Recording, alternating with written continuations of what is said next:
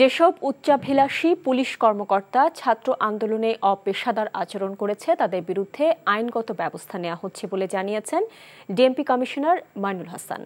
সকালে DMP media সেন্টারে সংবাদ সম্মেলনে তিনি জানান, পুলিশের অনেক ক্ষয়ক্ষতি হয়েছে, পুলিশ ঘুরে দাঁড়াচ্ছে, একটু সময় লাগবে। মানুষ যাতে পুলিশের কাছ থেকে নাগরিক সেবা পায় সে ব্যবস্থা করা হচ্ছে বলেও জানান ডিএমপি কমিশনার। রিপোর্ট করছেন ফাহাদ মোহাম্মদ। ছাত্র জনতার আন্দোলন দমনের নামে শিক্ষার্থীদের বিরুদ্ধে মারমুখী অবস্থানে ছিল পুলিশ। ছাত্র জনতার দিকে গুলি ছুড়ে পুলিশ। নির্মমভাবে নিহত হয় শিক্ষার্থী ও সাধারণ মানুষ। কতিপয় উচ্চাভিলাষী ঊর্ধ্বতন কর্মকর্তার নির্দেশে তৎকালীন সরকারের অনৈতিক ইচ্ছা বাস্তবায়নে কাজ করতে বাধ্য করা হয়েছে পুলিশকে, আসছে সেসব তথ্য। এমন বাস্তবতায় ঢাকা মেট্রোপলিটন পুলিশের মিডিয়া সেন্টারে করা সংবাদ সম্মেলনে ডিএমপি কমিশনার বললেন, ঘুরে দাঁড়ানোর নিরন্তর চেষ্টায় পুলিশ বাহিনী। যারাই ছাত্র আন্দোলনে অপেশাদার আচরণ করেছে তাদের বিরুদ্ধে নেওয়া হচ্ছে আইনানুগ ব্যবস্থা। বিগত সময়ের উচ্চাভিলাষী ও অপেশাদার কিছু পুলিশ কর্মকর্তা সমগ্র পুলিশ বাহিনীকে জনগণের মুখোমুখি দাঁড় করিয়ে দেয়।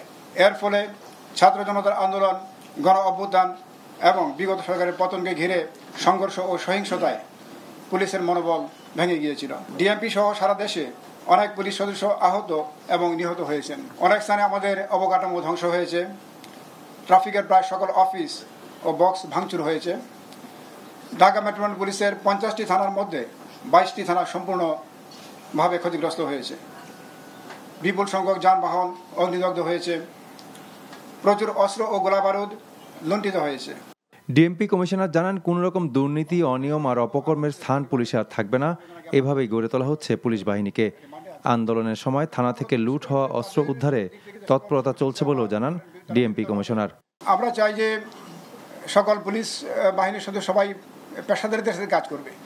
কে কোন জেলা থেকে আসলো বা কোথেকে আসলো এটি আমাদের বিবেচনার বিষয় নয়। আমরা চাই এটি সুন্দর সুশৃঙ্খল পুলিশ বাহিনী তৈরি করতে, যেখানে সকল পুলিশ সদস্যের আচরণ হবে পেশাদার। পুলিশের কাজ আপনারা জানেন আইন এবং বিধি দ্বারা নিয়ন্ত্রিত। তো কাজেই এখানে কোনো কোন স্থান থেকে আসছেন বা কোন এলাকা থেকে আসছেন এটি আমাদের কাছে বিবেচনা। আমরা এটি সুন্দর পুলিশ বাহিনী করতে চাই যারা পেশাদারিত্বের সাথে দায়িত্ব পালন করবে। পুলিশের পাশে থাকতে ঢাকাবাসীর প্রতি আহ্বান জানান ডিএমপি কমিশনার। তারা বিভিন্নভাবে। Fahad Mohammad, NTV news, Dhaka.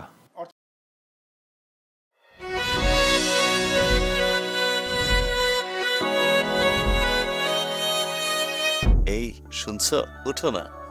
আমি বলবো একটু ঘুমাই। তোর বাইরে লেগে এক কাপ চা বানাই দে। ভাইয়া, চাই কি চিনি বেশি দিব নাকি কম? 2 চামচ লবণ দিয়ে দে। চোখে হাত ছুঁয়ে আছে সাজানো, পথ চলা কথা বলা যেন শেষ না। আমি যে বিয়ে করছি, আমার যে বউটা একটু ঘোরা উচিত, কারো মাথায় আছে? থাকি পথে আসলে তুমি বুঝি রাঙা রথে বিভোর হয়ে থাকি প্রতিটি ক্ষণ। ডাক্তারের কাছে যাবো স্যার, আমার একটু নিয়ে চলেন না।